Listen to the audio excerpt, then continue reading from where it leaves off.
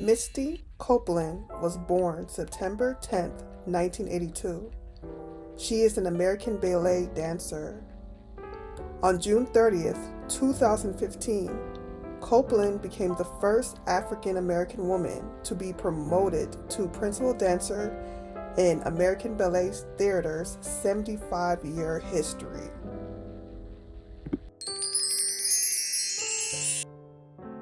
I was 15. I was entered in my first ballet competition. It was an arts competition for high school students. All of the judges were, these elite ballet influential people. So I ended up making it to the semifinals. I had to walk up to a table full of judges and share a little bit about myself, and I was mortified because I didn't speak, that's why I dance. And when I let them know I'd only been dancing for a little over a year, they were all pretty shocked and I think anticipating the worst. So I think I surprised them and maybe myself, but I made it to the finals. The day of the competition, of the finals, I get to the theater and am just so anxious because I'm having trouble executing the fouettes. So my teacher took me down to the garage. She opened up all the car doors and blasted the music and re-choreographed the coda that I would end up performing for the competition. So I never got a chance to rehearse it on the stage or in pointe shoes, but I went out there and I ended up winning the competition. I ended up receiving full scholarships to the Joffrey Ballet in San Francisco and American Ballet Theater, and it really was the start of my career. So now whenever I come back to downtown LA, I'm just filled with so many incredible memories.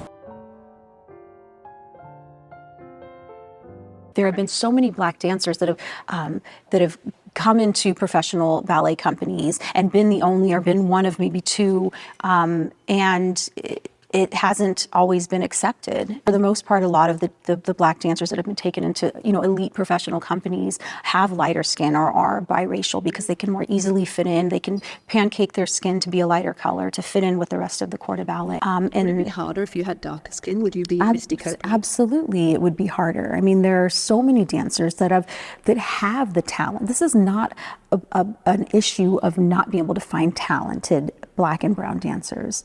This is an issue of not having the support, not having the access or opportunity, and not being seen as equal. We have tons of ballet dancers with eating disorders. They starve themselves. They just look unhealthily thin. And then I imagine you come along, you were told this. Your body was what? Was it told you're not traditional or something? Yeah, I mean, I was told I was too muscular, I was too short, my breasts are too big. And to me, that's all code for your skin is too dark. Your skin is too brown. I actually don't wear any pads or anything in my shoes. I was trained that way because my teacher thought that when you don't have anything between your foot and the shoe, you'll have more control over articulating your toes. As painful as it was in the beginning, it's really easy for me to just kind of slip them on, and you build up all of the calluses and everything to make your foot strong so that it doesn't hurt as much. A lot of people are kind of shocked when they realize I just tough it out. Also, I've been coloring my own pointe shoes, my skin color, since I started dancing. They come, in European pink, which is a very interesting choice of words. And I think that that's kind of a subtle and subconscious way of, I think, excluding brown and Black dancers. I think that's something that I'm constantly fighting for, more inclusion. But one day, we won't have to pancake our own pointe shoes. They'll come in our skin color. If I could give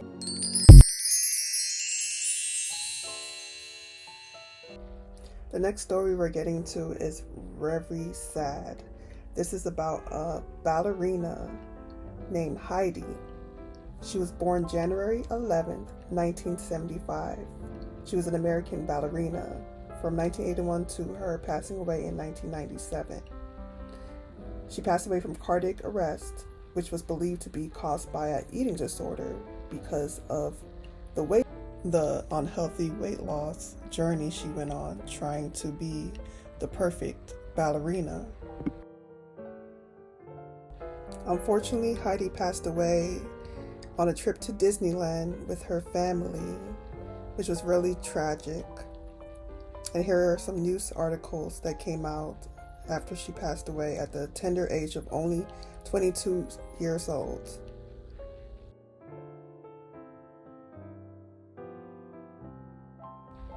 Ballet is a very competitive art, and ballerinas, as beautiful and graceful and elegant this art seems, face racism, eating disorders that even led to death. And many changes need to be done to keep these women and these girls safe so they can pursue their dreams. And also the boys and men pursuing ballet as well. I've given you a view of the dark side of ballet. Stay tuned for more dangerous and beautiful episodes. In a news article, Heidi was referenced to as a sleeping beauty now, and she truly is, with her graceful and beautiful dancing that will leave great memories.